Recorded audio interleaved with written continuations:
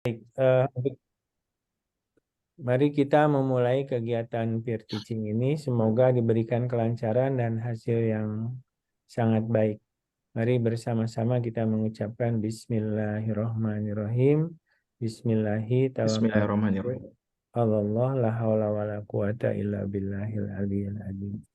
Baik Ibu dan Bapak, saya berada di lantai 5 gedung rektorat, ya, di ruangan saya, tempat bekerja sehari-hari. Mari kita mulai, Pak Amri. Dan yang tampil pertama adalah Pak Abdul Tholib. Ya, silahkan. Izin saya share screen, Pak. Ya, Pak Abdul.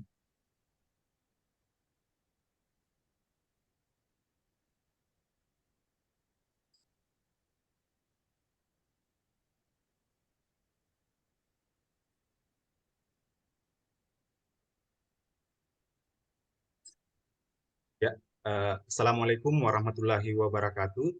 Selamat pagi, Waalaikumsalam warahmatullahi wabarakatuh. salam sejahtera buat kita semua. Gimana kabarnya rekan-rekan hari ini? Alhamdulillah. Alhamdulillah baik. Alhamdulillah baik. Alhamdulillah ya. Jadi, masih ingat materi sebelumnya ya? Jadi materi sebelumnya itu kita sudah belajar tentang sistem muskuloskeletal dan beberapa sistem yang lain. Jadi untuk saat ini kita akan melanjutkan ke sistem yang berbeda, yakni sistem perkemihan. Ada gambaran tentang sistem perkemihan? Ya. Masih ada. Ya Pak, menurut saya Pak, perkemihan itu tentang ini ya, alat-alat yang di dalam tubuh itu Pak. Iya. Oh ya. Jadi betul ya. Dan nanti kita akan lihat kembali lagi sebenarnya anatomi fisiologi dari sistem perkemihan yang ada dalam tubuh kita itu seperti apa.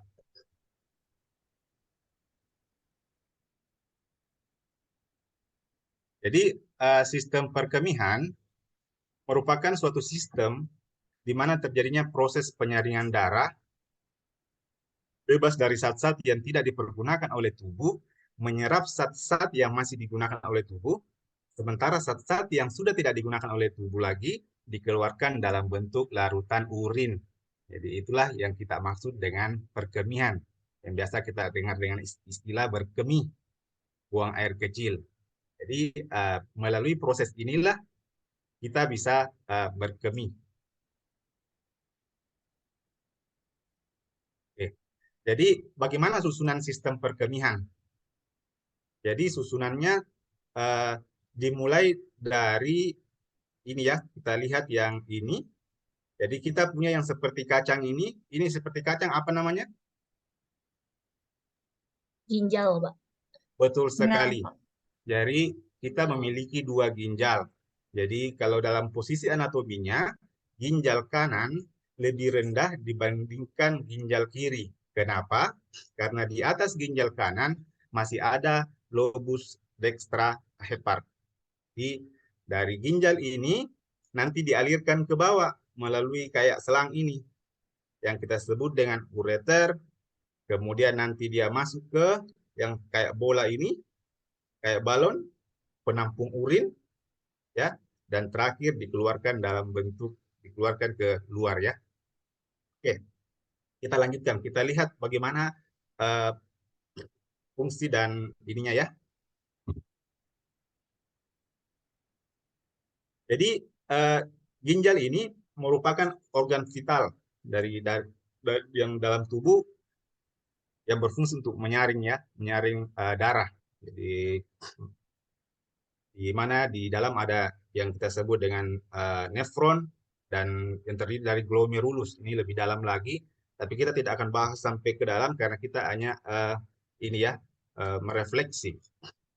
Glomerulus ini fungsinya sebagai penyaring darah, sementara tubulus ini untuk menyerap kembali zat-zat, zat-zat yang dibutuhkan oleh tubuh. Ya. Dan tadi yang saya sampaikan seperti itu, jadi ginjal kanan lebih rendah dibandingkan ginjal kiri. Kalau kita berdiri, kita pegang jadi posisinya itu dia di antara lumbal 12 dengan 3 ya. Ya, coracalis 12 dengan sampai ke lumbal 3. Jadi vertebra ini tulang belakang, jadi kita bisa ukur tulang belakang biasa.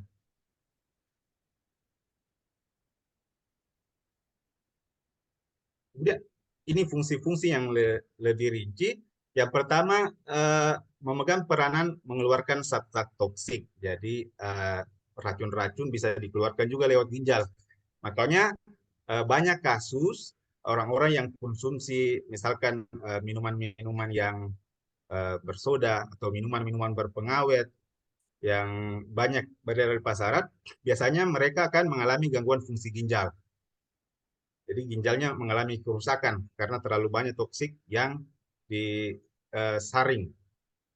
Kemudian mempertahankan suasana keseimbangan cairan, ya.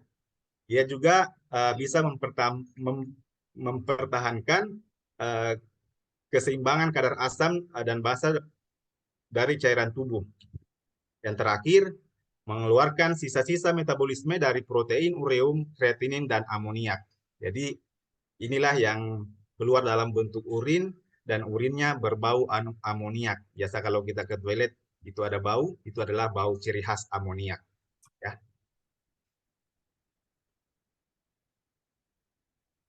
Kemudian yang tadi ini ada ureter.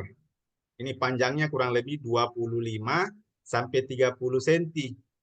Secara langsung fungsinya hanya sebagai pengantar saja.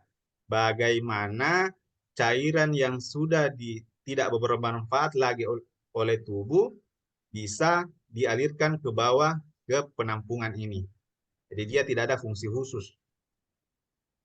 Jadi, karena ginjal ini juga ada 2, biasa ada yang mengalami gangguan ginjal, ginjalnya diangkat 1. Ya, seperti itu.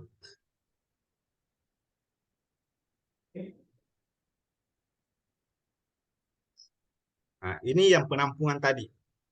Jadi di penampungan ini jalur dari ginjal kanan, jalur dari ginjal kiri, jadi nanti keluar di sini. Jadi ini namanya bladder, atau biasa juga disebut dengan vesika urinaria, atau biasa juga disebut dengan kandung kemih. Jadi banyak istilahnya. Nah, Bapak Ibu, yang mungkin ada yang bertanya, kalau pada wanita, kenapa biasa suka berkemih pada saat hamil?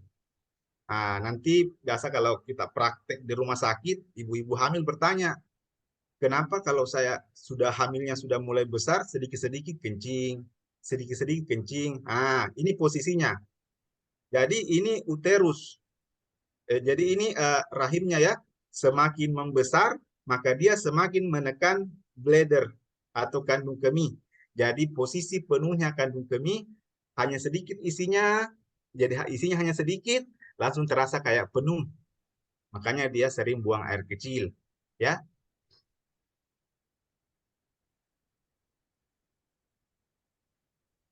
Yang terakhir dari saya ini uretra. Jadi uretra. Uretra ini adalah saluran untuk menyalurkan dari kandung kemih atau vesika urinaria untuk keluar dibuang. Nah, kalau pada laki-laki ada yang biasa kita sebut dengan penis ya, penis. Kemudian kalau pada wanita dia tidak ada ya. Nah, ini yang menyebabkan kenapa wanita lebih banyak atau lebih cenderung terkena penyakit infeksi saluran kemih dibandingkan laki-laki. Jadi, laki-laki itu karena dia ada penisnya lebih panjang atau uretranya lebih panjang dibandingkan wanita, maka risiko infeksi saluran kemih pada laki-laki itu sangat kecil. Sementara kalau pada wanita, dia langsung masuk ke dalam. Jadi bisa terjadi infeksi saluran kemih. Ya. Untuk materi dari ini, saya kira cukup seperti itu. Bagi rekan-rekan yang mungkin ada mau bertanya, silakan bertanya. Mohon izin bertanya, Bapak. Ya, silakan. Saya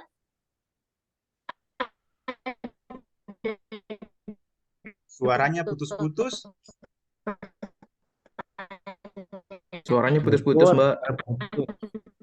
Saya boleh bertanya, Pak? Oh, boleh, boleh. Silakan. mohon izin. Perkenalkan saya, ya mohon maaf. Kalau seperti ini gimana Pak? Sudah jelas. Silakan, silakan.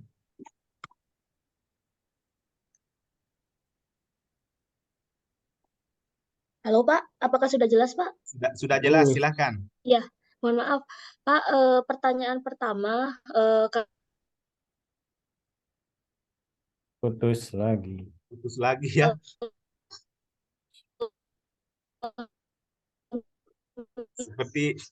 Sepertinya jaringannya kurang bagus ya. kita, mohon maaf Pak, kebelet kita bisa menahan gitu Pak. Kenapa bisa menahan? Terus pertanyaan kedua, kenapa tes kehamilannya itu dari urin ya Pak? Terima kasih sebelumnya Pak. Oke. Bagus ya pertanyaannya. Oke. Kenapa saat kita kebelet buang air kecil masih bisa ditahan?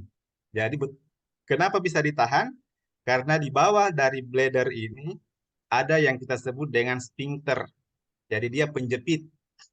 Ini yang bisa ditahan. Jadi kalau kita mau buang air kecil, karena kita punya sphincter, kita bisa jepit. Nah, orang-orang dengan gangguan sphincter, biasanya mereka ngompol. Itu banyak juga terjadi di rumah sakit. Dia disebut dengan inkontinensia. Jadi banyak kasus seperti itu, mereka dilatih. Jadi ada latihannya, namanya bladder training. Jadi bladder training itu nanti latihannya adalah melatih bagaimana caranya menjepit kembali, memperkuat otot-otot sphincter untuk bisa menjepit.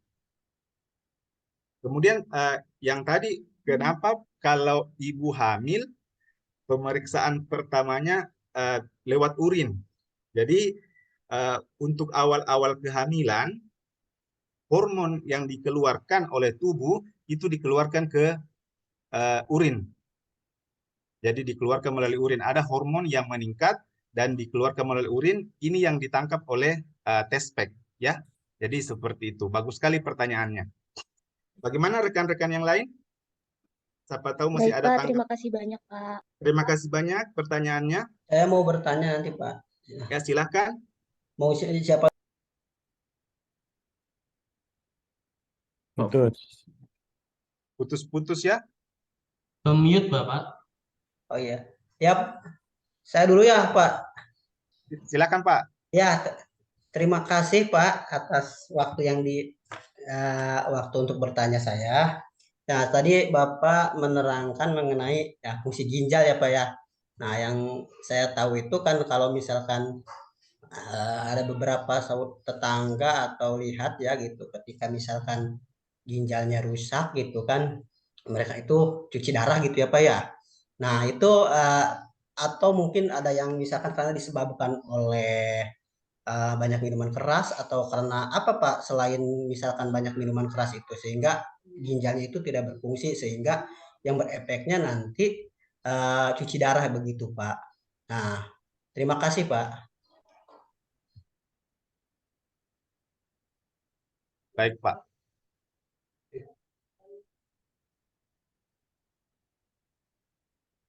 Ya, jadi bagus pertanyaannya ya.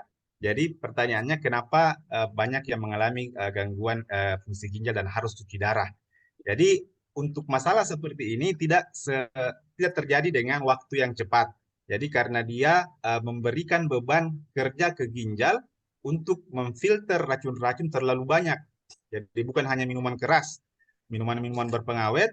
Kalau yang saya pernah dapatkan di rumah sakit, dia riwayat minum teh gelas. Jadi dia anak umur 14 tahun. Jadi dari kecil itu setiap harinya itu bisa minum sampai berapa botol teh gelas. Jadi dia minum-minum terus. Jadi akhirnya masuk di rumah sakit dengan gangguan fungsi ginjal. Jadi seperti itu. Pada gangguan fungsi ginjal seperti ini, ada yang masih bisa diobati, ada yang tidak bisa diobati. Jadi kalau ada yang masih bisa diobati, maka mungkin cuci darahnya hanya 1-2 kali, kemudian diberikan vitamin untuk merepair kembali ginjalnya yang rusak. Tapi kalau sudah fatal, ada stadiumnya. Kalau sudah fatal biasanya harus cuci darah, biasanya seumur hidup. Seperti itu. Terima kasih pertanyaannya. Masih ada yang mau bertanya? Izin Bapak, jika masih Ya, ada Pak. Mohon izin silakan. saya Amri, Bapak izin tanya. Menyambung penjelasan Bapak tadi, ada kalanya itu ada yang mengalami gangguan sehingga tidak bisa menahan buang air kecil, Pak. Mohon diberikan penjelasan apa saja penyebabnya. Terima kasih. Ya, biasanya yang tadi sudah saya jelaskan ya.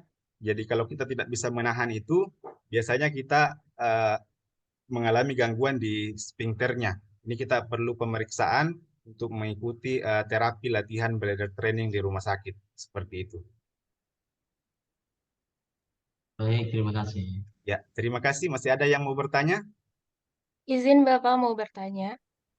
Ya, silakan. Gini Pak, kalau misalnya BAK-nya, kita BAK udah keluar darah itu sebenarnya ada infeksi atau luka di bagian mana ya Pak? Karena dia udah mulai berwarna merah cairan eh, dari kita keluar air kencingnya gitu Pak. Ya, kalau dia buang air kecil lantas kelihatan berwarna merah, bisa ini dulu kita identifikasi apakah dia mengkonsumsi sesuatu, karena bisa juga karena kita konsumsi obat maka terjadi perubahan warna di urin, jadi bukan karena pendarahan. Kalau yang pernah saya dapatkan ada yang karena dia minum obat sesuatu, jadi di luar rumah sakit dia ambil obat herbal dari luar, itu mempengaruhi air seninya. Kemudian ada juga ya memang pendarahan. Pendarahan itu biasanya disebabkan oleh batu ginjal. Jadi ini juga kesalahan yang terjadi. Saya pernah dapatkan pasien rujukan, jadi kami rawat itu rujukan dari daerah. Jadi dia dirujuk dari daerah dengan batu ginjal. Ternyata di kampungnya diobati dengan diurut. Padahal batu ginjal itu kayak kristal. Kalau diurut dia akan menancap dan menimbulkan pendarahan. Nah, ini kesalahan dalam penanganan. Ini yang biasa karena kristalnya sudah tertancap di di mukus atau di pembuluh di situ, di mukus saluran kemihnya, maka dia akan mengeluarkan darah terus.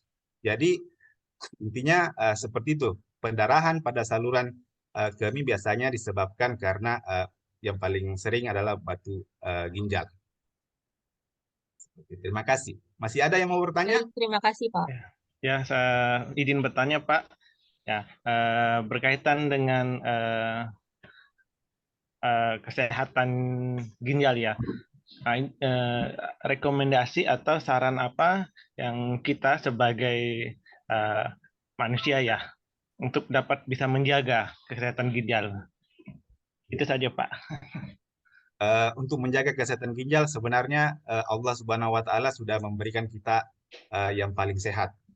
Cukup minum air putih itu sangat bagus buat ginjal. Jadi dia tidak memfilter terlalu berat. Kalau saya pribadi saya sudah mulai kurangi minuman bersoda, minuman-minuman yang jadi minuman-minuman kemasan saya sudah kurangi, saya lebih cenderung ke air mineral. Salah satu dosen kami kebetulan saya kemarin di Unhas untuk S2, itu beliau ada kebiasaan juga. Jadi beliau ada kebiasaan setiap beliau rapat, itu beliau konsumsi teh kotak. Jadi itu yang beliau sampaikan ke kami. Sebelum saya lulus, dia ada pengangkatan 1 ginjal. Jadi dia sampaikan ke kami, saya sudah berhenti untuk minum teh kotak. Bagi rekan-rekan yang ini seperti itu mungkin bisa dikurangi ya. Karena pengalaman dari beliau, saya juga langsung berhenti ya. Jadi saya sendiri lebih cenderung ke air mineral untuk mengurangi beban dari ginjal. Baik Pak, terima kasih Pak. Kan kurang lebih saya juga suka teh kotak, tapi dari informasi Bapak ini ya akan saya ini untuk menjaga. Apa-apa ya, yang penting terima kasih Pak. Rutin. Ya siap. Terima kasih Pak. Ya, kasih. Masih ada yang mau bertanya? Cukup Saya, Pak, Pak. untuk mobil Pak. Sudah mau bel Pak, cukup Pak. Oh, cukup ya. Iya. Ya, jadi rekan-rekan semua, sebelum kita akhiri perkuliahan hari ini, saya akan nanti bagikan LKM dan ininya, nanti rekan-rekan bisa selesaikan tugas dari LKM-nya, nanti batas pengumpulannya jam 12 malam nanti ya. Saya kira cukup sekian untuk pertemuan hari ini. Saya kira dengan ucapan wabillahi taufiq wal hidayah. Wassalamualaikum warahmatullahi wabarakatuh. Waalaikumsalam Waalaikumsalam. Warahmatullahi wabarakatuh. Terima kasih banyak, Pak. Terima kasih Waalaikumsalam Pak. warahmatullahi wabarakatuh.